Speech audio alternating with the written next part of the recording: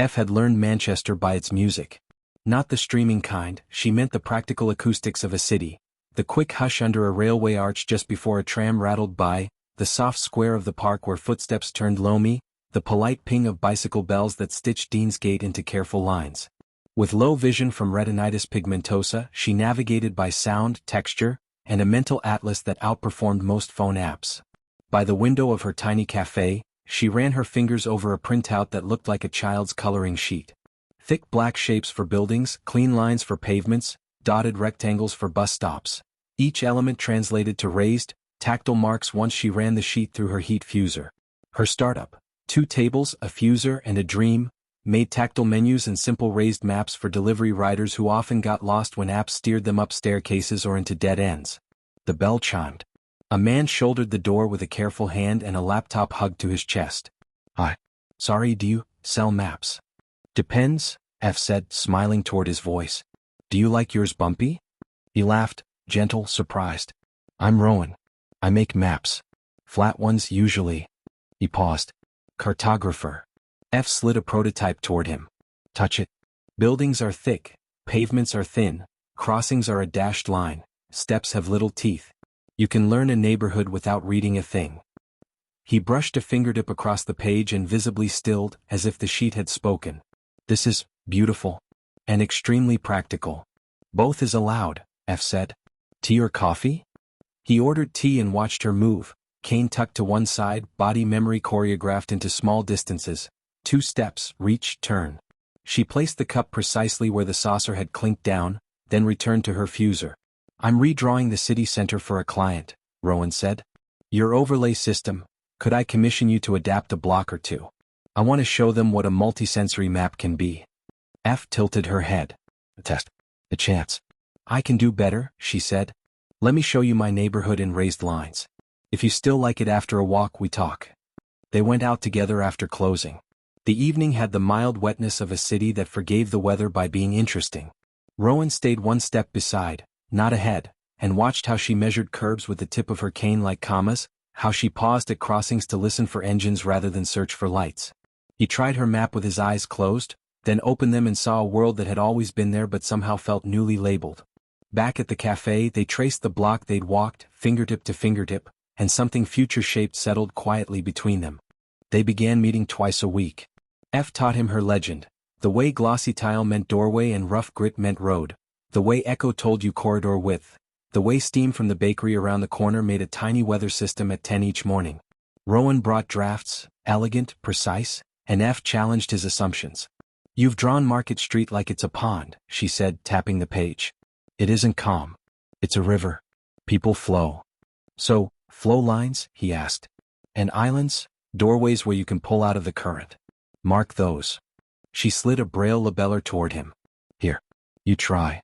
Rowan's hands, skilled at mouse and pen, were clumsy on the tiny embossing keys.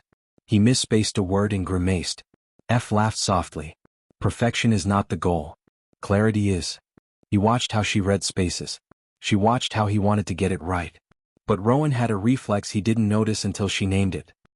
He reached for her elbow unasked at the top of a staircase. She stepped aside. "Don't steer me," she said, voice even. "Ask if I want help, don't assume I do." He flushed. "You're right. Sorry." "It's not a test," she said. "It's a habit. We'll rewrite it." They did. He practiced the question, "Need a hand?" And the pause that made it a real offer, not a flourish. She practiced letting him help when she actually wanted it. In the pauses, something tender grew. One rainy afternoon, they sheltered under the awning while the street learned how to be wet again.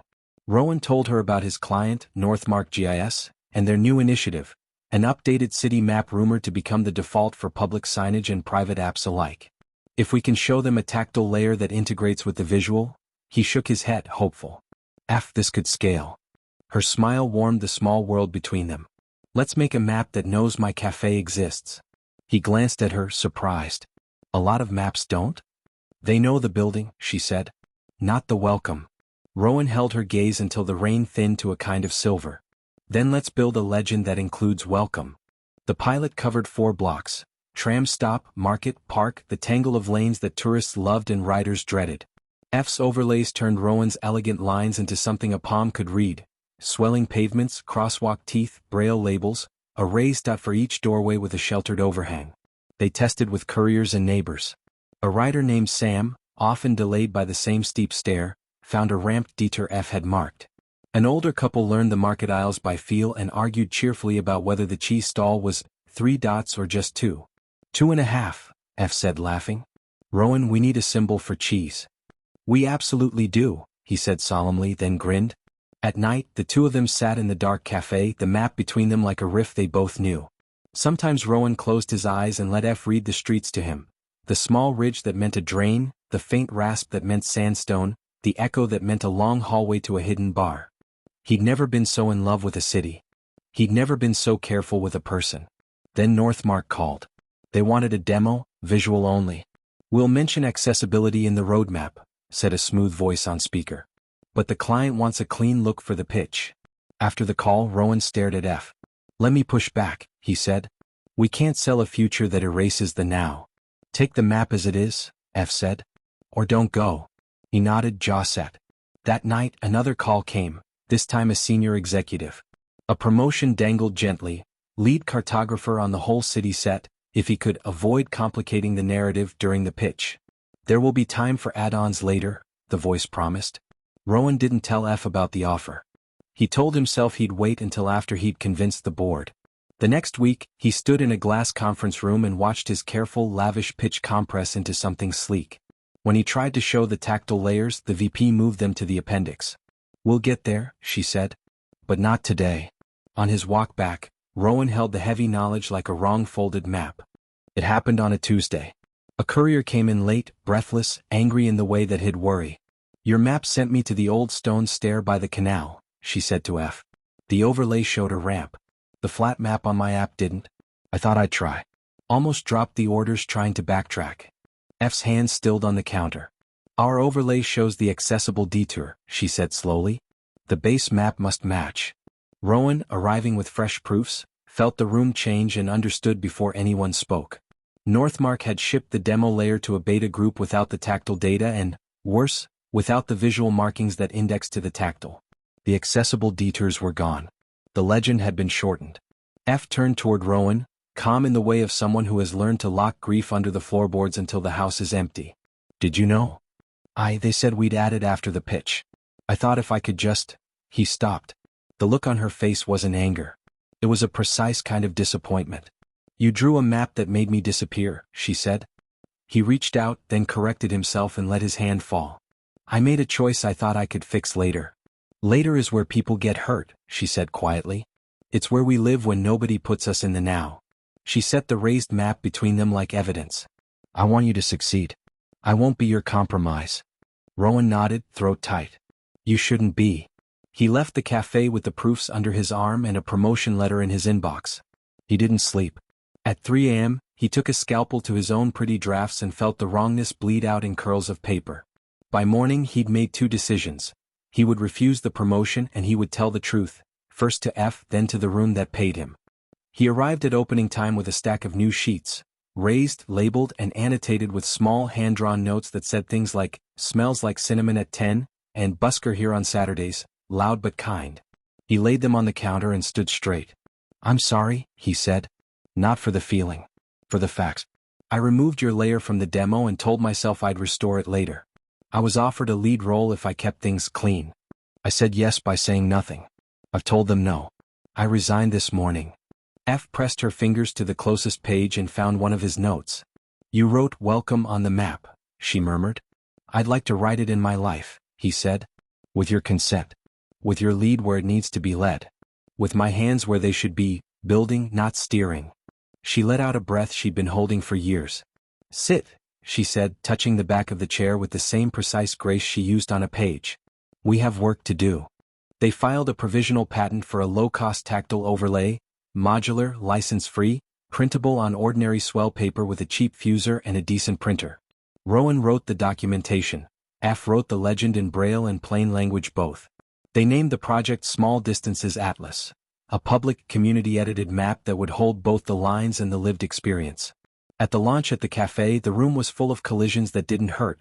Riders and cane users, parents with prams and neighbors with shy dogs, A librarian who cried when she found the braille line that led from the tram to her branch. F stood by the window and felt the city hum different. Northmark reached out. They wanted in. F read their email twice and then placed her palm over Rowan's on the counter. "We do this on our terms," she said. "Your terms?" he corrected, smiling. "Our work." They negotiated openly.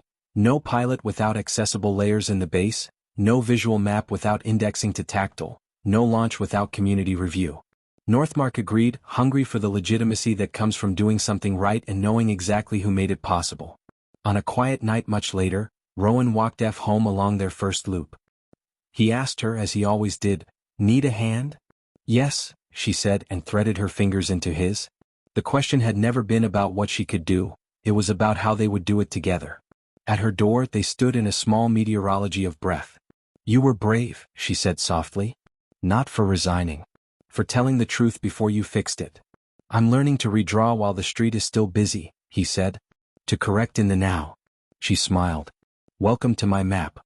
They kissed the way a legend explains itself. Simply, precisely, with the clear understanding that each symbol means what it says.